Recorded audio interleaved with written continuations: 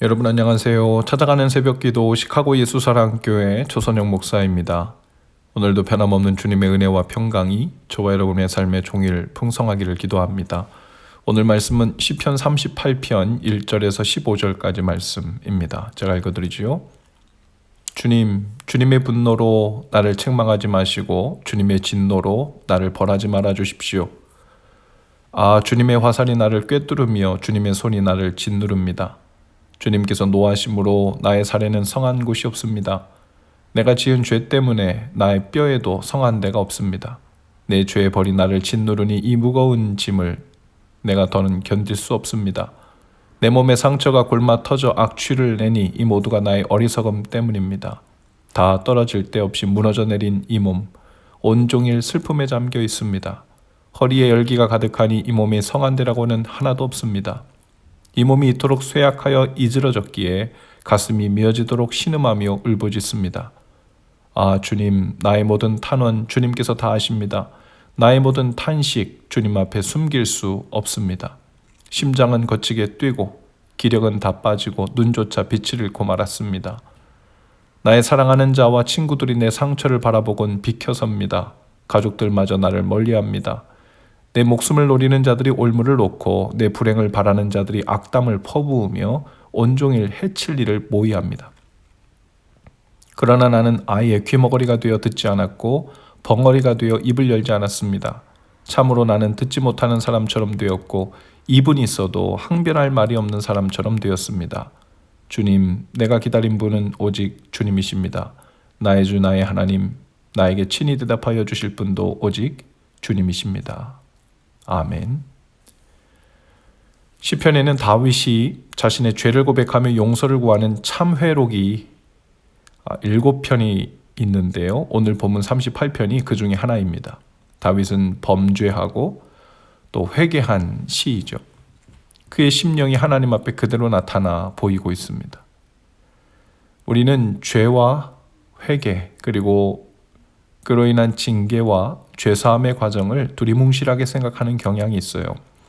죄 지은 것에 대해 회개하면 하나님께서는 마치 죄사함의 청원 기도가 올라오는 즉시 용서라는 도장을 찍어주시듯 십자가에서 값을 지불하신 예수님의 공로로 당장에 없던 일로 해주시는 것이 바로 죄 용서라고 오해합니다. 이 과정에서 중대한 과정이 하나 생략되어 있는데요. 바로 징계에 대한 부분이죠. 여기에서 징계는 망하게 하고 멸망시키기 위한 것이 아니라 죄로 인해 당연스럽게 유발되는 관계 깨어짐, 고통, 아픔을 감당하는 것을 말하죠. 다윗이 마음에서 하나님을 의지하지 않고 사람과 병거를 의지했을 때 하나님을 향한 교만이 일어났고 그로 인해 우리가 잘 알듯 밧세바와 간음을 했고 그의 남편 우리와 장군을 살인교사하는 죄를 지었죠. 다윗은 하나님은 그 다윗을 징계했습니다. 그 징계로 다윗은 큰 고통과 아픔을 당합니다. 하나님께서 그 기도를 듣지 않으시는 것 같았고 그 죄가 얼마나 무섭고 엄청난 파괴력을 가진 악한 것이었는지를 절실히 깨닫게 되죠. 그러나 하나님은 징계 후에 다윗의 기도를 들으셨고 그 부르짖음에 응답하여 용서해 주셨습니다. 하나님은 그의 죄악된 본성이 변화되도록 징계하셨습니다. 그 자식들이 서로 분쟁하고 서로를 죽이고자 합니다. 그 모습을 지켜보는 아버지 다윗의 마음은 찢어지는 듯 했을 겁니다. 심지어는 사랑하는 아들 압살롬이 아버지 자신을 죽이겠다고 쫓아다닙니다. 이보다 더 고통스러운 징계가 또 있을까요? 다윗은 징계를 마음으로 온전히 받으며 살아갑니다.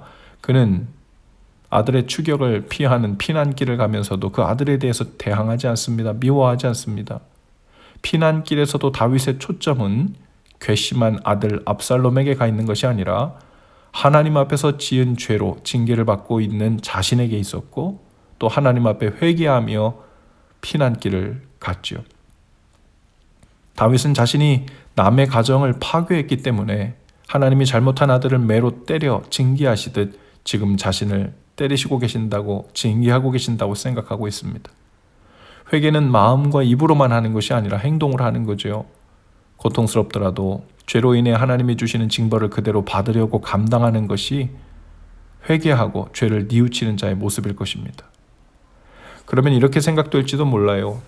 예수님께서 십자가에서 우리 모든 죄에 대한 대가를 다 대신 지불해 주셨으니 없어진 것 아닌가요? 우리가 받을 죄의 대가는 없어져야 됐는데 여전히 죄에 대한 징계를 받고 고통과 아픔을 당하고 있다면 예수님이 당하신 십자가의 대가는 무엇인가요? 성경에서 말합니다. 죄의 대가는 사망입니다. 즉 죄의 대가는 단순히 고통과 눈물이 아니라 영원한 죽음, 즉 사망입니다. 죄를 짓고 용서를 받지 못한 사람은 그래서 영원히 죽습니다. 지옥에 갑니다. 그러나 죄를 지었지만 그 죄를 지음으로 인해 발생하는 관계의 깨어짐, 또 그로 인해 자연스럽게 발생되는 아픔들은 죄에 대한 징벌로 감당해야 합니다. 그러나 하나님 앞에 용서를 받은 사람은 당분간 그 죄가 가져온 제한된 상황 속에 갇혀 지낼 수밖에 없지만 용서받고 사망에서 건짐을 받아 생명을 누리는 것이지요. 그것이 십자가에서 예수님이 대신 지불해 주신 구원의 내용입니다. 만일 어떤 사람이 다윗처럼 간음을 하고 그 남편을 살해한 죄를 지었다면 어떻게 할까요? 마땅히 감옥에 가서 그 죄에 대한 징벌을 받아야 할 것입니다. 그러나 하나님께 용서를 구하여 죄사함을 받았다고 해서 당장 하나님께서 모든 옥살이의 임기를 취소하고 꺼내준다는 의미는 아니죠. 이 땅에서 누군가에서 죄를 지었다면 그로 인해 감당해야 할 죄의 결과는 죄인이 감당해야 할 몫입니다. 그것이 정의입니다. 공의입니다. 그러나 하나님께 용서받은 사람은 예수님 곁에서 그 죄로 인해 십자가에 못 박혔지만 결국 용서받고 낙원을 허락받았던 그 강도 죄인처럼 생명을 얻게 되죠. 12절부터 14절에 보면 내 목숨을 노리는 자들이 올무를 놓고 내 불행을 바라는 자들이 악담을 퍼붓습니다. 온종일 해칠 일을 모의합니다. 그러나 나는 아이의 귀머거리가 되어 듣지 않았고 벙어리가 되어 입을 열지 않았습니다 했어요. 친구들은 다윗을 떠나고 원수들은 연약한 다윗을 공격합니다. 원수들은 다윗이 받는 징별을 기회로 삼아서 공격했습니다.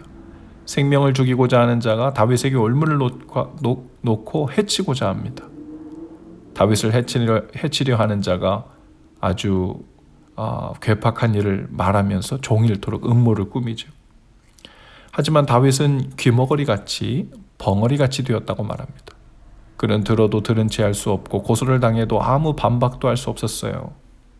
다윗의 죄악으로 벌을 받는다는 그들의 말이 모두 맞았기 때문입니다. 그가 사람들의 비방에 항변을 한다면 그것은 회개한 것이 아니었을 겁니다. 사람 앞에 변명한다면 회개한 모습이 아니었을 거예요. 다윗은 한평생 어떤 일에도 변명하지 않았습니다. 누가 자기가 지은 죄보다 더 지나치니 나는 그 말에 억울하다고 말할 필요도 없죠. 우리는 회개한다고 하면서도 말이 많아요. 변명이 많아요. 그리고 불평까지 합니다. 하지만 우리의 죄에 대하여 진지하게 생각한다면 억울할 것이 없습니다. 마치 못 듣는 자같이 되고 말하지 못하는 자처럼 되죠. 그리고 다윗은 그렇게 입을 다문 채로 한 가지에 집중한다고 합니다. 바로 주님을 기다리고 주님의 대답만을 기다리는 거예요. 15절입니다. 주님, 내가 기다린 분은 오직 주님이십니다. 나의 주, 나의 하나님, 나에게 친히 대답하여 주실 분도 오직 주님이십니다. 다윗은 이런 때에 문제나 원수, 대적에 집중하지 않고 하나님만 바라보았습니다. 다윗은 원수를 원수로 대하지 않고 직접 원수를 갚고자 하지도 않았습니다. 그는 하나님께 원수 갚는 것을 맡겼어요. 그는 억울해도 주님만 보고 아파도 주님만 봤습니다. 다윗의 친구나 친척은 그를 떠나도 하나님은 다윗을 떠나지 않았죠.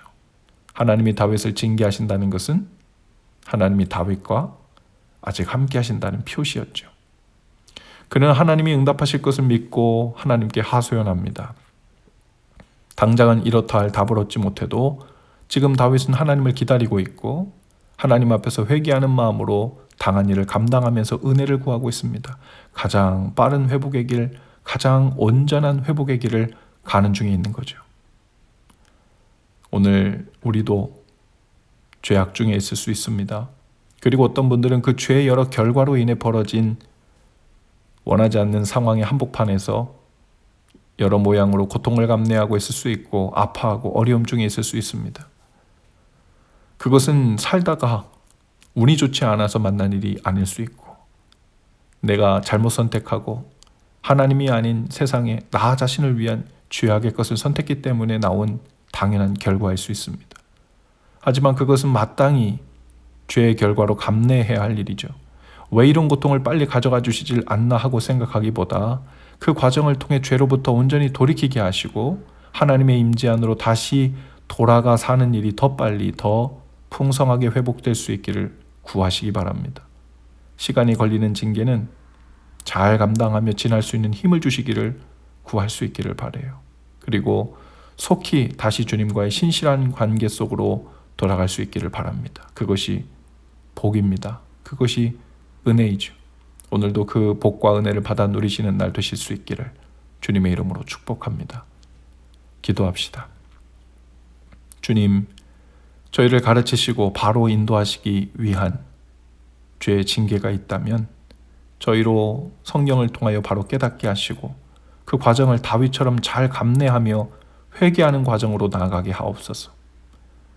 입술로만 생각으로만 회개하지 않게 하시고 온 삶을 다하여 돌이키는 깨닫고 주님을 향하는 날 되게 하여 주옵소서. 속히 깨닫고 돌이켜 오직 주님의 임재 안으로 들어가 사는 풍성한 은혜를 입도록 인도해 주옵소서. 예수님 이름으로 기도합니다. 아멘. 여러분 오늘도 예수 사랑으로 화이팅입니다. 내일 아침에 다시 찾아뵙지요.